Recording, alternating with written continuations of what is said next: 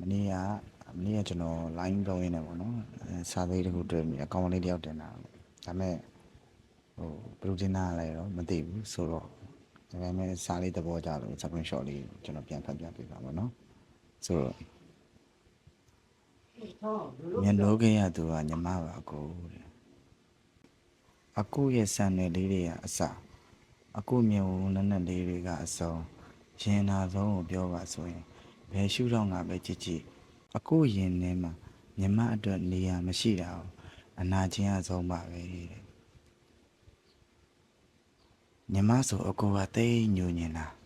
ထိရှလွယ်လုံးတဲ့နှလုံးသားပါအကိုတဲ့ပန်းနဲ့ပေါင်ရင်တော့နာပါတယ်တဲ့သဘောကျကြလေးဗျဆိုတော့ကျိုးလည်းကောင်းပါတယ်ဒါတော့ပါပဲဘိုင်ဘိုင်